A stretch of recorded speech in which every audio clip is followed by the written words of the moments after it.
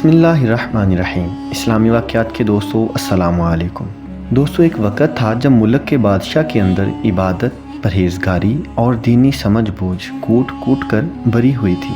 آج کے گئے گزرے دور میں آدمی ان واقعات کو سنے تو عقل حیران رہ جاتی ہے۔ چنانچہ عقل کو حیران کر دینے والا واقعہ سنے۔ جب حضرت خواجہ قطب الدین بختیار کاکی رحمۃ اللہ تعالیٰ علیہ کی وفات ہوئی تو کہرام مچ گیا۔ جنازہ تیار ہوا، ایک بڑے میدان میں لایا گیا۔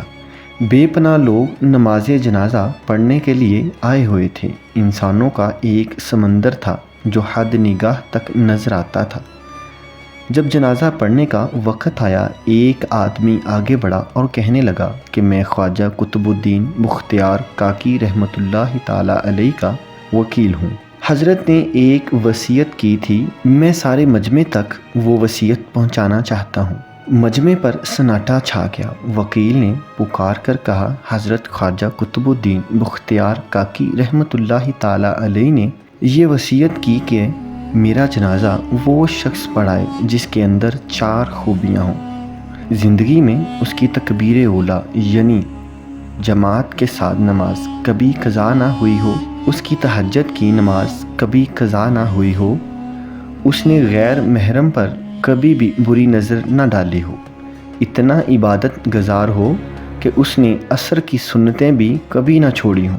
جس شخص میں یہ 4 خوبیاں ہوں وہ میرا جنازہ پڑھائے۔ جب یہ بات سنائی گئی تو مجمع پر ایسا سناٹا چھایا کہ جیسے مجمع کو سانپ سونگھ گیا ہو۔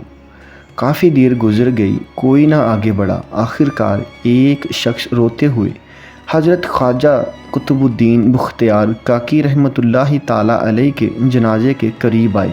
جنازے سے چادر اٹھائی اور کہا، حضرت آپ رحمۃ اللہ تعالیٰ علیہ خود تو فوت ہو گئے مگر میرا راز فاش کر دیا۔ اس کے بعد بڑے مجمع کے سامنے اللہ تعالیٰ کو حاضر و ناظر جان کر قسم اٹھائی کہ میرے اندر یہ 4 خوبیاں موجود ہیں۔ آپ رحمۃ اللہ تعالیٰ علیہ نے فرمایا کہ جب سے مرشد کے ہاتھوں میں ہاتھ دیا تب سے میری ان 4 باتوں پر پابندی ہے۔ یہ شخص وقت کا بادشاہ شمس الدین التمش رحمۃ اللہ تعالیٰ علیہ تھے۔ اسلامی واقعات کے دوستوں، اگر ہماری ویڈیو آپ کو پسند آئے تو اپنے دوستوں میں شیئر لازمی کیا کریں، اور جو دوست ہمارے چینل پر نئے ہیں ان سے گزارش ہے کہ ہمارے چینل اسلامی واقعات کو سبسکرائب کریں اور ساتھ ہی بیل کے آئیکن کو لازمی پریس کریں۔